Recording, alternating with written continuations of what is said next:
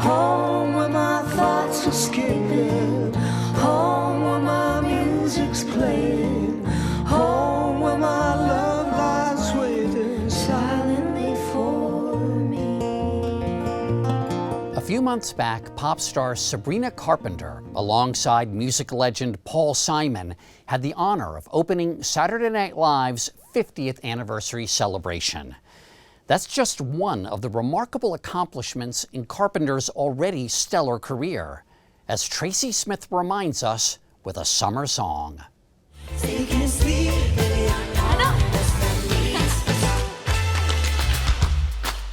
At just over 5 feet tall, Sabrina Carpenter is one of the giants of the pop world.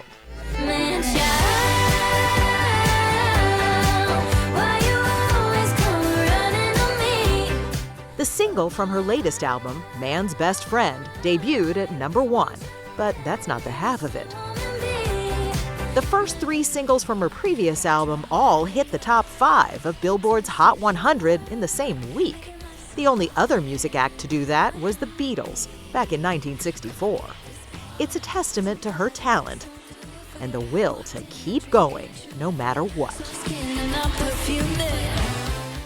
We met her last fall at a rehearsal studio in rural Pennsylvania, not far from where she grew up. Does it feel like home here? Like the air, the smells? The air is better, the water's better, the bread's better. Oh, I leave quite an impression. And it was a better place to practice her stage show in relative privacy, away from the paparazzi. Here we go. This is so cool. Isn't it cool? Oh my goodness. Ta-da! Her concert stage is a giant dollhouse. There's a piano, a fireplace, a bedroom, and a long curved staircase that she navigates in heels, of course. There's also an army of support people behind the scenes, but the show itself is all Sabrina. Beneath all the frilly outfits is a backbone of steel. What do you think is the biggest misconception about you? How much time do we have? You think there are a lot? Yeah, I think a misperception is that I don't write my music. I think a lot of people think because I have, a producer and co-writers that I love, that I'm sitting in the room on my phone not writing songs. In fact, she writes or co-writes nearly all of her songs. At age 26, with her clever lyrics playing everywhere and her face on magazine covers, Sabrina Carpenter may seem to have just arrived on the music scene. But it took her more than a decade to get here. She's one of 4 girls born to Elizabeth and David Carpenter, and young Sabrina showed a love of music early on. They never told me to stop singing, and I think that, psychologically really probably helped me. Oh, it's like that. I'm your dream come true. How do you think it shaped you growing up in Pennsylvania? I think for me, it even just landscapes like this, silence really curated my imagination from a young age. I think it gave me the ability to be bored, and from boredom came ideas. That makes a lot of sense. Out of boredom comes creativity. You heard it here, not first.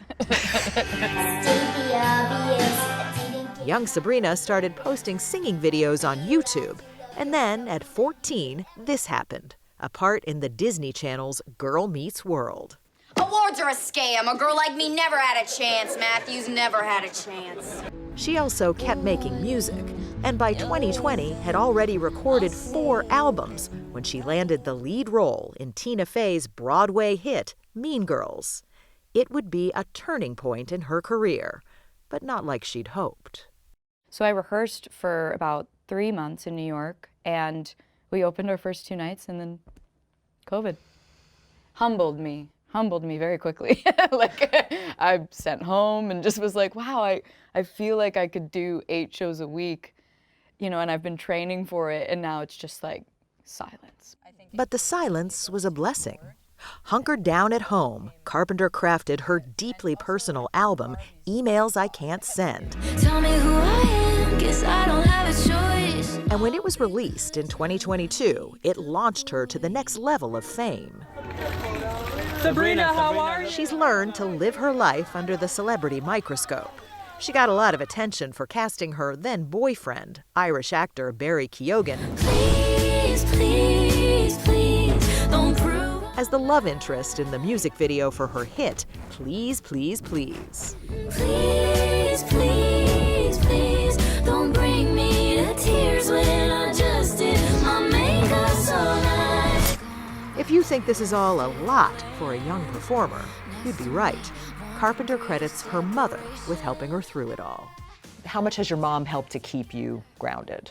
She's so selfless and has been that way her whole life with me and my sisters. So yeah, I'm not gonna cry. I love her so much. Oh, it's sweet. What do you think is the best advice she ever gave you? You know, not to take everything so seriously all the time. So that's been really helpful. And then also, I'm like still on like 3 sentences ago.